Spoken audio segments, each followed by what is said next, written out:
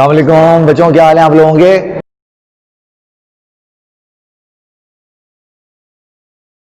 अच्छा, जब हम लिप्स से अंदर चले जाते हैं तो लिप्स के अंदर हमें क्या मिलता है। लिप्स के अंदर हमें एक कैविटी मिलती है और आपने देखा वो आप अक्सर बच्चों के साथ खेल करते हो। और वो जो छोटे बच्चे होते हैं जो बिल्कुल छोटे होते हैं, 1 1.5 साल 2 साल के, आप क्या करते हो, उनको गोद में ले लेते हो और फिर आप ऐसे करते हो, अपने मुंह के अंदर हवा भर लेते हो। फिर बच्चे को क्या करते हैं, इस तरह से पंची लगाते हैं आपको हल्का सा गाल पे और आप फिर हवा है ऐसे निकाल देते हो। उससे वो खुश होते हैं और वो उस बच्चे को बड़ा एंजॉय करते हैं ना। तो अब हम अपने मुंह के अंदर हवा क्यों भर पा रहे हैं, उसकी वजह यह है कि हमारे मुंह के अंदर एक खाली जगह मौजूद है जहां हवा भरी जा सकती है। ये कैविटी है और इस कैविटी को आप और मैं क्या नाम देते हैं, इस कैविटी को हम नाम देते हैं ओरल कैविटी का। किसका नाम देते हैं, ओरल कैविटी का। तो अब हम किसकी बात कर रहे हैं, now we are talking about oral cavity. Now we are talking about oral cavity. तो ओरल कैविटी क्या है, इट्स ए कैविटी। कैविटी आपको पता है ना, खाली जगह को कहते हैं। It is a cavity which is located inside the mouth। तो ये कैविटी है जो हमारे मुंह के अंदर मौजूद है।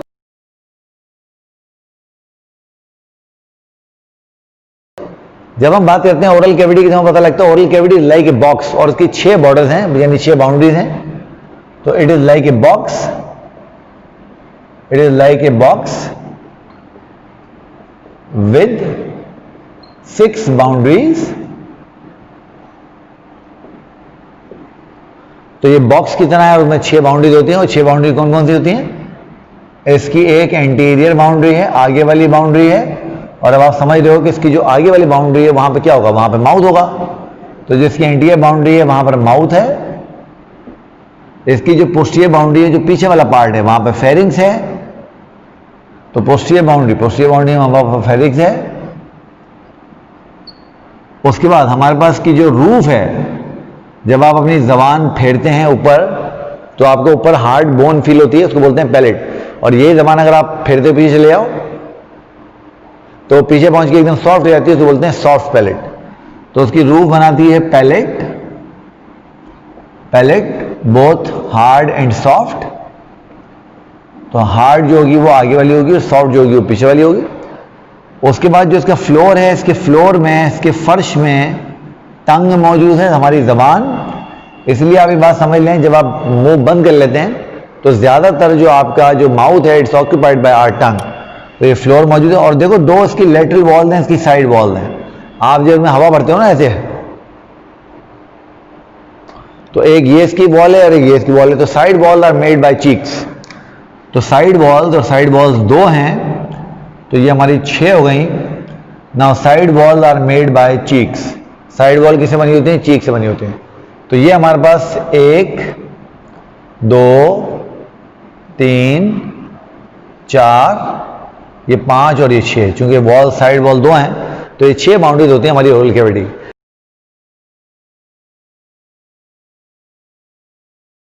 अब ओरल कैविटी में हमारे क्या क्या कंटेंट होता है, थोड़ी सी हम जरा उसकी बात कर लेते हैं।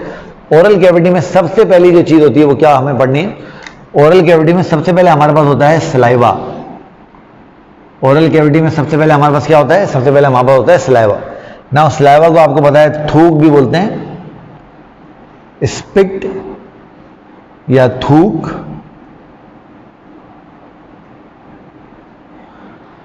बड़े काम की चीज़ है, जिनके पास नहीं है ना उनसे पूछो भाई, बहुत खतरनाक बीमारी होती है और उसमें जो है मौत भी वाकई हो सकती है। और इस बीमारी के अंदर जो बॉडी होती है वो थूक बनाना बंद कर देती है। बहुत खतरनाक बीमारी है, ज़ेरोस्टोमिया कहते हैं उसको। आप कभी मेडिकल कॉलेज में आएंगे तो आप उसको पढ़ेंगे।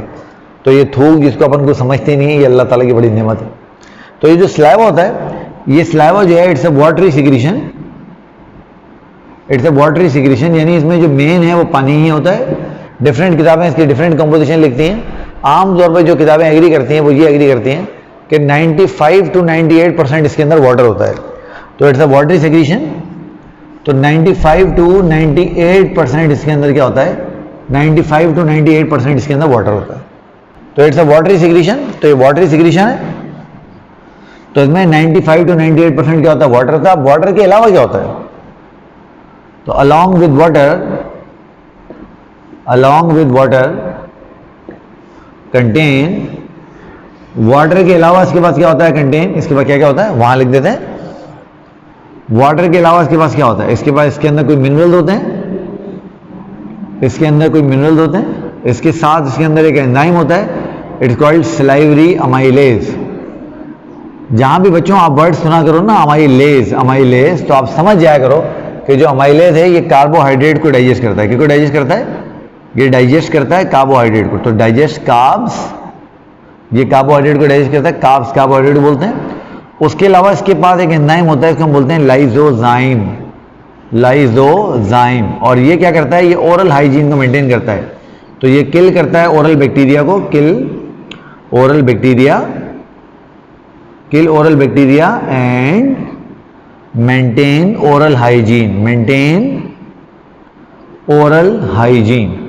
तो ये ओरल बैक्टीरिया को किल करता है और ओरल हाइजीन को मेंटेन रखता है, ओरल हाइजीन को मेंटेन रखता है। ठीक है, यानी मुंह की सफाई सुथराई का जो है वो ख्याल रखता है। ठीक हो गया बच्चों? उस बात देखें दूसरी चीज जो हमारे पास है वो क्या है? हमारे पास वो है हमारी टंग, हमारी जबान।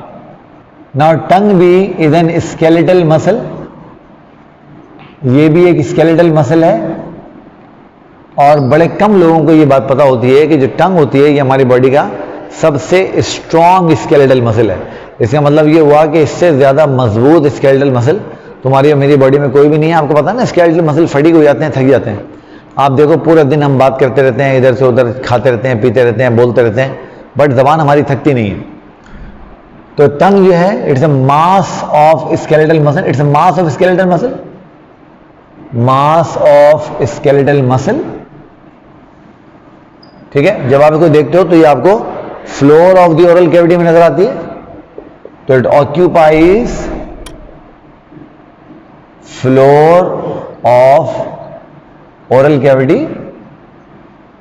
तो ये ओरल कैविटी के फ्लोर को ऑक्यूपाई करती है, ये बात आप याद रखिएगा और ये बात आप भूलिएगा नहीं। जब हम बात करते हैं टंग की तो हमें पता लगता है, टंग को हम देखते हैं ना, आपने कभी जबान अपनी देखी शीशे के अंदर खड़े हो गए? आज जाना घर पे जबान ऐसे निकाल के शीशे के अंदर अपनी जबान देखना, तो जबान की सरफेस तो में बड़ी रफ नजर आती है।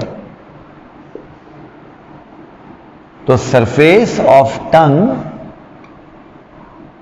हैज होगा मेरा ख्याल, हैज रिजेस, रिजेस से मुराद होती है उभार, एंड पेपिला, एंड पेपिला। अब रिजेस और पेपिला में क्या फर्क होता है? रिजेस जो होती हैं वो लंबी लंबी लकीरों की तरह के उभार होते हैं, और जो पेपिला होते हैं वो गोल गोल उभार होते हैं, ये चीज होती है। और ये क्या करते हैं? ये हेल्प करते हैं फूड की हैंडलिंग में। तो they help in handling of food, तो ये फूड की हैंडलिंग में हमें हेल्प करते हैं। इसके अलावा याद कर लीजिए जो जबान है अल्लाह ताला ने इसको और भी कुछ काम दिए हैं। तो टंग हैज फॉलोइंग फंक्शंस, तो टंग हैज फॉलोइंग फंक्शंस, टंग के कुछ फंक्शंस होते हैं। और वो कौन कौन से फंक्शन हैं जरा देख लेते हैं एक एक करके।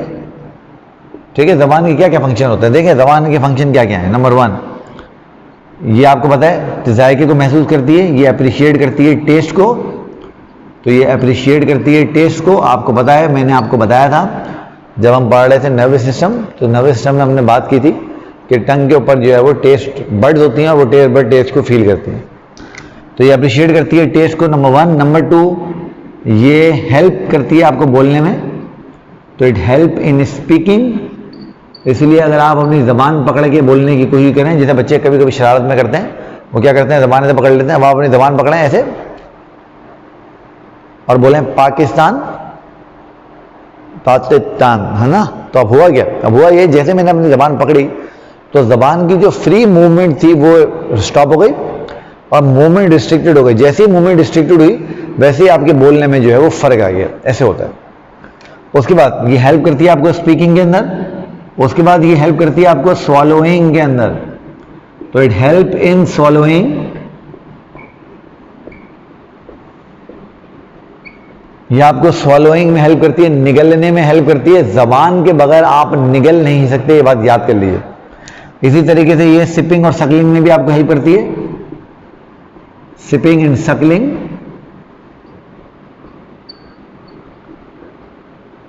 तो ये सिपिंग में और सकलिंग में भी आपको हेल्प करती है। इसके अलावा जबान क्या करती है?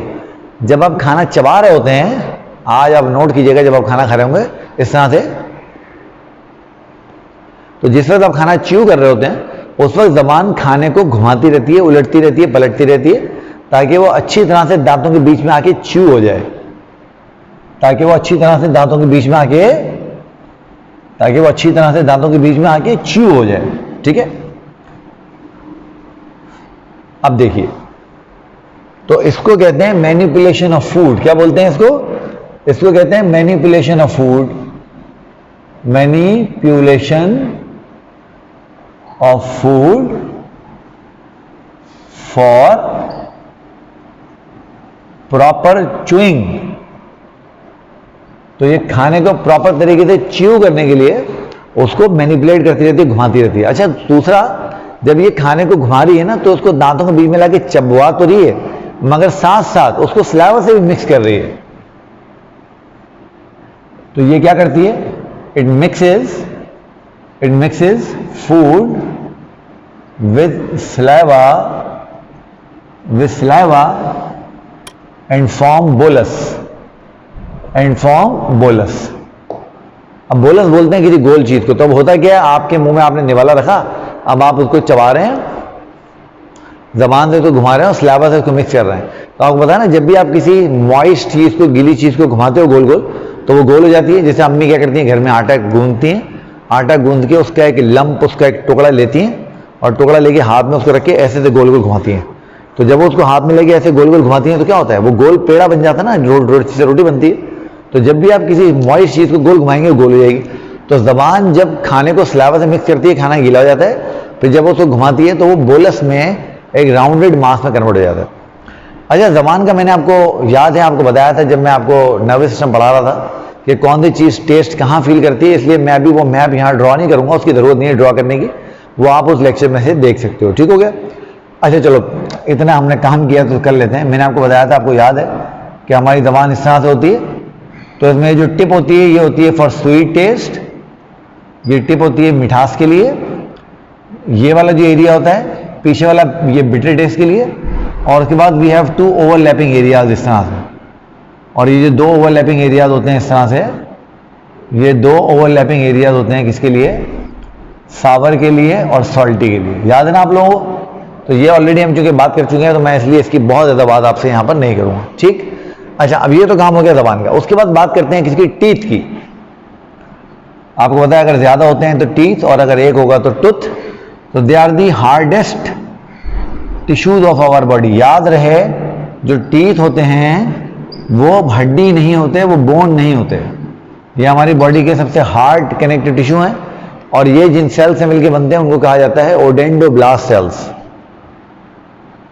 Formed by ओडेंडोब्लास्ट cell. अब आपको याद होगा और अच्छी तरह से याद होगा कि ये जो हमारी बोन है वो ऑस्टियोब्लास्ट सेल से मिलकर बनी होती है। जब हम इंसानों में देखते हैं ना, तो इंसानों के जो दांत है, अच्छा ये तो आपको पता है ना, टीथ किस लिए इस्तेमाल होते हैं? मैकेनिकल डाइजेशन के लिए, च्यूइंग के लिए। तो they are used for chewing, they are used for chewing. ये चबाने के लिए चीज़ों को इस्तेमाल होते हैं, ये बात तो आपको मालूम है। जब हम देखते हैं दांतों को, तो हमें पता लगता है कि हमारे जो दांत हैं उनके पास कुछ कैरेक्टर्स हैं। वो कौन कौन से कैरेक्टर्स हैं? तो वी आर थीकोडोंट, हम लोग थीकोडोंट है। क्या मतलब हुआ? हमारे जो दांत हैं वो हमारे मसूड़ों में लगे हुए हैं। तो टीथ इन गम्स।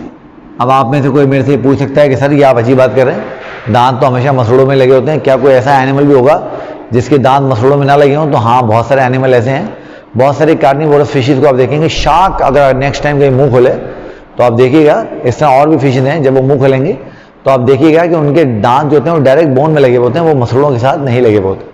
देखिएगा कभी, अगर नेक्स्ट टाइम ध्यान दीजिएगा। अच्छा, उसके बाद वी आर, अच्छा जब मैं लिख रहा हूं ना वी आर, तो हम इंसानों की बात हो रही है। वी आर डाइफीडोंट्स, हमारे पास दांतों के 2 सेट्स हैं, हमारे पास दांतों के 2 सेट्स हैं। और वो 2 सेट कौन कौन से हमारे पास हैं? वो 2 सेट हमारे पास हैं, एक को आपको पता है हम कहते हैं मिल्क टीथ, और आपको पता है मिल्क टीथ को ही हम कहते हैं डेसीडियस टीथ। अब आपको पता है मिल्क टीथ को डेसिडियस टीथ क्यों कहते हैं? क्योंकि लफ्ज है डेसिडुअस। कहां लिखूं? चलो यहां लिख देता हूं, लफ्ज है डेसिडुअस, इसका मतलब होता है फॉलिंग, गिरने वाले। आपको पता है जब आप छोटे थे तो आपके मुंह में कुछ दांत थे जो गिर गए और फिर उनकी जगह नए दांत आ गए, परमानेंट टीथ आ गए। तो मिल्क टीथ या डेसिडुअस टीथ, और ये हमारे पास कितने होते हैं? दे आर 20 इन नंबर, ये 20 होते हैं। तो दे आर 20 इन नंबर, ये हमारे पास 20 होते हैं, 20 होते हैं। ठीक हो गया। उसके बाद हम इंसान जो हैं वी आर ठीकोडोंट के बाद डायफिडोंट। तो एक तो होगा मिल्क टीथ, दूसरे कौन से दांत होते हैं हमारे पास? जिनको हम कहते हैं परमानेंट टीथ। परमानेंट टीथ, जिनको हम क्या कहते हैं? जिनको हम कहते हैं परमानेंट टीथ। याद कर लीजिए ये जो परमानेंट टीथ होते हैं दे आर 32 इन नंबर, ये 32 इन नंबर होते हैं। आपको पता है 32 को उर्दू में क्या बोलते हैं? 32, इसलिए हम कहते हैं 32सी। वो कहते हैं ज्यादा कुछ किया ना तो पंच मार के तुम्हारे 32 बाहर कर दूंगा, है ना भाई। तो वो जो 32सी है वो बेसिकली 32 से है। ठीक है, तो दे आर 32 इन नंबर। अच्छा, अब जब तीसरा कैरेक्टर देखते हैं हम अपने दांतों का तो हमें पता लगता है कि वी आर हेट्रोडोंट्स, वी आर हेट्रोडोंट्स, यानी हमारे मुंह में जो दांत है ना वो डिफरेंट तरह के दांत हैं। 4 तरह के दांत होते हैं हमारे पास। कौन कौन से? We have number 1 incisors. Number 1 हमारे पास क्या होते हैं? नंबर 1 हमारे पास इंसाइजर्स होते हैं। अब जब इंसाइजर्स को हम देखते हैं तो इंसाइजर जो हैं ये हमारे मुंह के अंदर 8 होते हैं। और याद कर लें दे आर कटिंग टीथ, ये खाने को काटने वाले दांत हैं। आपने देखा ना वो छोटे बच्चे जो होते हैं 8 महीने 10 महीने के, सबसे पहले उनके इंसाइजर्स आते हैं, इसलिए आप उनके मुंह में उंगली देते हैं, कितना तेज काटते हैं वो ना। Number 2 we have canines. अच्छा, इंसानों में तो खैर केनाइन इतने डेवलप नहीं होते। अगर आप कभी देखेंगे ये 4 होते हैं और ये होते हैं two tier flash. Two tier flash, और फ्लैश आपको पता है ना गोश्त को कहते हैं। तो अगर आप कभी देखेंगे ना बिल्ली आपके घर में घूमती रहती है, कभी बिल्ली मुंह खोले, या कभी आप देखो नेशनल ज्योग्राफिक पे इधर उधर या किसी जू में आप चले जाओ और वहां जाके देखो तो शेर मुंह खोलता है तो 4 दांत उसके से निकले होते हैं, तो हुक्स बाहर निकले हुए, है ना। तो वो जो होते हैं दे आर केनाइन्स, वो केनाइन्स होते हैं। उसके बाद हमारी दाढ़ें, प्रीमोलर्स एंड मोलर्स।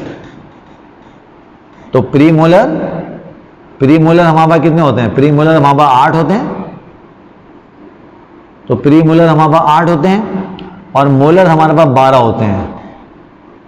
मोलर हमारे पास कितने होते हैं? 12। तो अब आप इसको देखो, काउंट करो, 8 और 4 कितने हो गए? 12। 12 और 8 कितने हो गए? 20। 20 और 12 कितने हो गए? 32। तो इसका ग्रैंड टोटल कितना बनेगा? 32 का बनेगा। तो we have 32 teeth in our mouth. अभी हो सकता है जब आप देखोगे अपने उसको तो हो सकता है अभी आप बस थोड़े कम हो, मगर जब हम अपने आप को देखते हैं तो हमारे पास ये दांत अल्हम्दुलिल्लाह मैं जब गिनता हूँ तो मेरे पास पूरे हैं। क्योंकि आपको पता है ना वो विजडम टूथ जो होता है वो 22, 23, 24, 25 साल की उम्र के बाद जाके निकलते हैं। ठीक है, तो ये हो गया। अच्छा, एक और चीज़ जो बच्चों को बड़ा तंग करती है उसकी मैं आपसे बात करता हूँ, उसको कहते हैं डेंटल फॉर्मूला। वो क्या चीज़ होती है उसको ज़रा देख लेते हैं। अब डेंटल फॉर्मूला बेसिकली क्या है? Dental formula basically diagrammatic representation है हमारे दांतों की। मिसाल के तौर पे अब वो ये क्या करते हैं, हम लोग बायलैटरल सिमेट्रिकल है ना, तो मैं अगर अपनी नाक की बिल्कुल सीध में से एक लाइन गुजार दूं तो मैं अपनी बॉडी को आइडेंटिकल राइट और लेफ्ट हाफ में डिवाइड कर सकता हूं, ऐसे ही है ना। तो वो क्या करते हैं, वो कहते हैं यार डेंटल फॉर्मूला। वो कहते हैं भाई डेंटल फॉर्मूला क्या है? डेंटल फॉर्मूला ये होता है। अब वो पूछते हैं भाई डेंटल फॉर्मूला क्या चीज़ है? तो भाई देखो डेंटल फॉर्मूला ये है कि आपके पास इंसाइजर्स 2 अपर जॉ में 2 लोअर जॉ में, आपके पास केनाइन 1 अपर जॉ में 1 लोअर जॉ में, आपके पास प्रीमोलर 2 अपर जॉ में और 2 लोअर जॉ में, और आपके पास मोलर 3 अपर जॉ में और 3 लोअर जॉ में। तो काउंट करो कितने हो गए? 2 और 2 4, 5 6, 6 और 2 8 और 2 10, 10 और 3 13 और 3 16, 16 होगा ना, मल्टीप्लाइड बाय 2। तो ये डेंटल फॉर्मूला है। यानी अगर ये राइट साइड के हमने देखें तो लेफ्ट के लिए 2 से मल्टीप्लाई कर दो, अगर लेफ्ट साइड के लिए हमने देखें तो राइट के लिए 2 से मल्टीप्लाई कर दो। तो ये जो चीज़ आपको नजर आ रही है इसको कहते हैं डेंटल फॉर्मूला। और ये डेंटिस्ट जो होते हैं वो अपनी कैलकुलेशंस के लिए इसको अक्सर इस्तेमाल कर रहे होते हैं। वो आप कभी जाएंगे ना डॉक्टर के पास तो आप देखेंगे वो डॉक्टर ना कटम जीरो खेल रहे होते हैं। कटम जीरो तो मुराद क्या कि वो क्या करते हैं, वो अपने पर्चे में एक लकीर ऐसे लगाते हैं, एक लकीर ऐसे लगाते हैं, इधर कोई लिखते हैं, इधर कोई लिखते हैं, इधर कोई लिखते हैं, इधर कोई लिखते हैं। तो बेसिकली वो डेंटल फार्मूला के ऊपर ही काम कर रहे होते,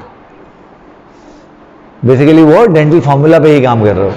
ठीक है, बात समझ आ गई?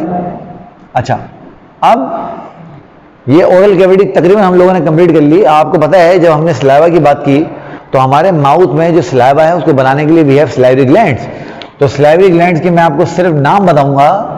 तो वी हैव, मैंने अपनी मेडिकल किताबों में पढ़ा और हम बड़े हैरान हुए सुन के, जब हम सलाइवरी ग्लैंड की बात करते हैं तो हमारी मेडिकल की जो किताब थी, सर्जरी की किताब मुझे याद है, बेली एंड लव हमारी किताब होती है टेक्स्ट बुक, उसमें उसने लिखा था कि ओरल कैविटी में 400 से ज्यादा सलाइवरी ग्लैंड होते हैं, 400 से भी ज्यादा, मगर उनमें जो मेन है वो 3 पेयर हैं, और वो 3 पेयर आपको पता है कौन से हैं। तो मैं लिखता हूं there are many but 4 important, 4 नहीं 3 कर लें क्योंकि चौथा किताब में लिखा हुआ नहीं है, 3 इंपॉर्टेंट पेयर्स। और वो 3 इंपॉर्टेंट पेयर कौन कौन से हैं? नंबर 1 हमारे पास है parotid gland. Number 2 we have sublingual gland. Number 2 we have sublingual gland and number 3 we have submandibular gland. Number 3 हमारे पास कौन सा है? नंबर 3 हमारे पास है सबमैंडिब्यूलर ग्लैंड। नंबर 3 कौन सा है हमारे पास? वी हैव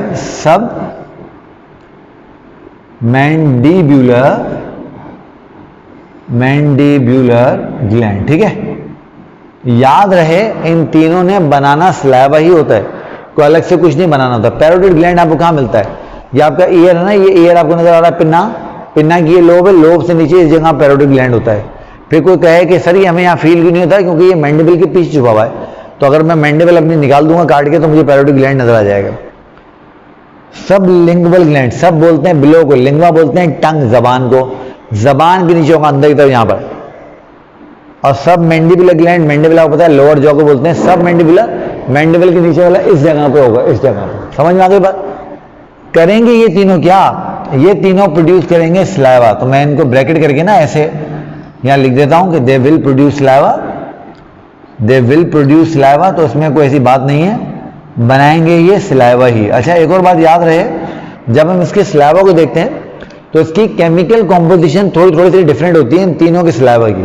वो जब आप कभी एडवांस स्टडीज करोगे तो आपको वहां बताएंगे कि इनमें से सीरियस ग्लैंड कौन से हैं, म्यूकस ग्लैंड कौन से हैं, मिक्स ग्लैंड कौन से हैं, वहां बात करेंगे। बट अभी हमें इसकी इतनी डिटेल में जाने की जरूरत नहीं है।